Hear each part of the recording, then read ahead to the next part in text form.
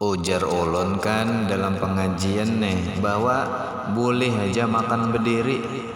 Nah, sekalinya ada jamaah nang berucap nang kayak ini kada boleh guru ajar. Rasanya apang semal ulun mendengar wadah guru anu. Nah, kata-kata di dalam kada boleh guru ajar itu apa? Itu salah di dalam kita menuntut ilmu. Kenapa jadi kayak itu? Itu namanya membantah pandiran peguruan walaupun dengan dalil guru nang lain juga.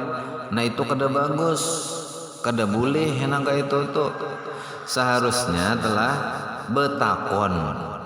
Nah ulun betakon guru ini sudah tuntung pengajian telah. Nah ulun betakon pian tadi madahakan makan boleh berdiri guru ai. Nah semalam ulun ada mendengar di pengajian lain kada boleh. Nah itu kiapa penjelasannya guru? Ulun ini kada paham.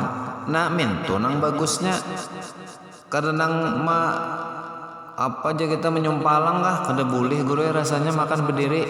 Apa ulun ada mendengar jar di pengajian anu. Nah itu ngarannya menyumpalang pandilan guru. Nah itu kada boleh. Seharusnya itu betakon.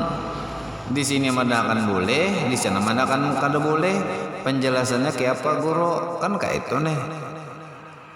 Jangan menyumpalang ilmu sedikit, wani sudah menyumpalang kan kayak itu nih. Nya kayak itu bang orang tulah amun ilmu kada banyak menyumpalang tuh kan arti menyumpalang tuh membantah. Ilmu nang kada tapi banyak nenek biasanya wani membantah. Bila orang ilmunya banyak berdiamnya. Jadi penjelasannya nang kayak ini lah pasti ada penjelasannya. Makan itu sunnahnya duduk ya kada sunnahnya duduk. Aturan awalnya disunahkan duduk tapi boleh aja berdiri. Nah apabila ada keadaan-keadaan tertentu yang di situ ngalih duduk umpamanya boleh aja berdiri.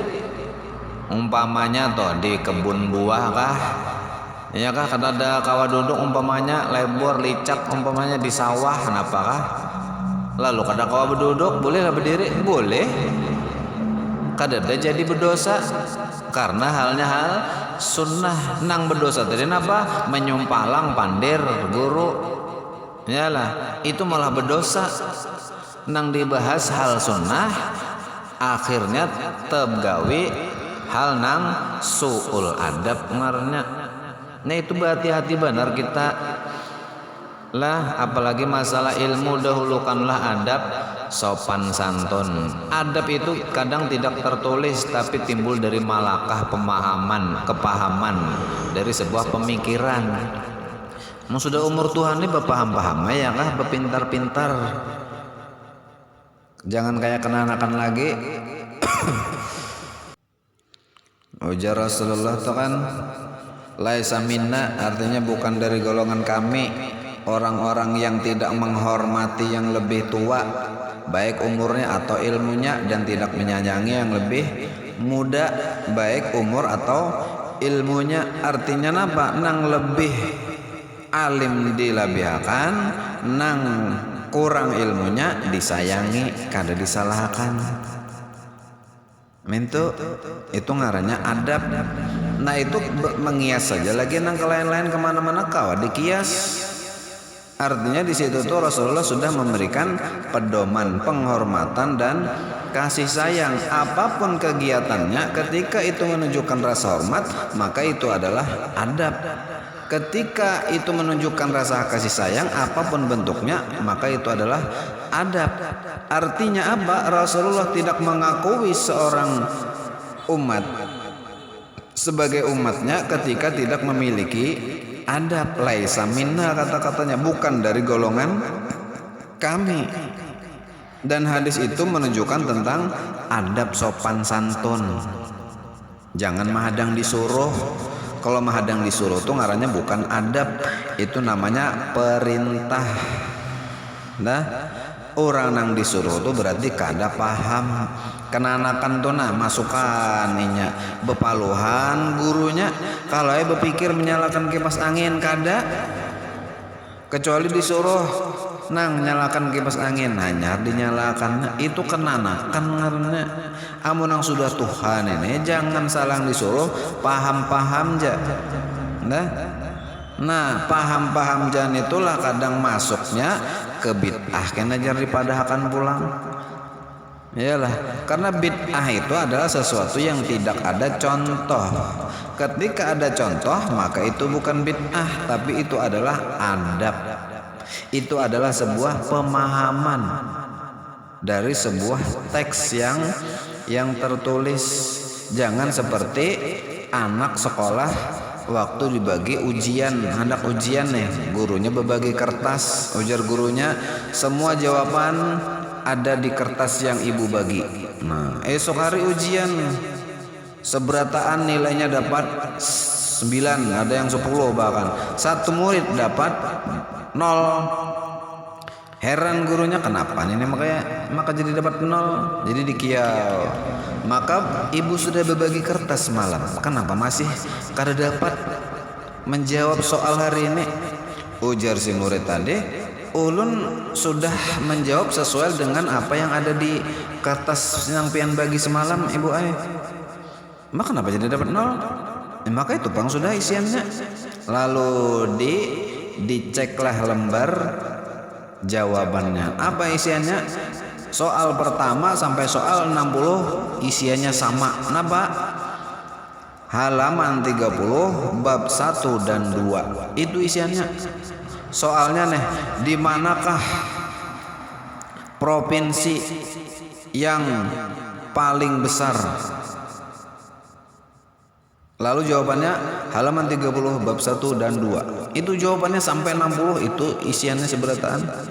Nah itu ngarannya kada paham di teks. Maksud gurunya tuh adalah teksnya tuh halaman 30 bab 1 dan bab 2 itu artinya soal-soal yang akan muncul besok berhubungan dengan di halaman 30 bab 1 dan bab 2 bacai kan kayak itu nih maksudnya. Nah memang tidak ada di dalam teks, tapi di situ memahami bahwa perintahnya bacai bab 1 dan 2 halaman 30. Nah itulah yang maksudnya pemahaman. Pemahaman itu menimbulkan sebagian adalah adab sopan santun. Ketika Rasulullah umpamanya mau qadha hajat, beliau tidak memerintahkan untuk para sahabat menyiapkan tempat, menyiapkan air untuk bersuci. Langsung sidin keluar, permisi hendak qadha hajat. Lalu ada sahabat yang lain berdiri, ya kan, ke belakang mau iringi Rasulullah. Imbahin itu tuntung datang lagi ke majelis sahabat tadi. Lalu sahabat yang lain bertanya, apa yang engkau lakukan? Aku mempersiapkan tempat dan mempersiapkan air untuk qadha hajat Rasulullah. Kata sahabat yang lain, apakah Rasulullah menyuruh? Tidak. Nah itulah yang namanya adab. Nah faham katuna. Kalau sesalang dimintai lah. Lihat aja tuh nak sekeliling kita, sekitar kita, lingkungan kita, di kampung kita tanah. Siapa nang kada bisi gawian itu paham berarti kada bisi duit. Kada usah salangin sampai minta bari. Nah jangan tapi tuul hidup.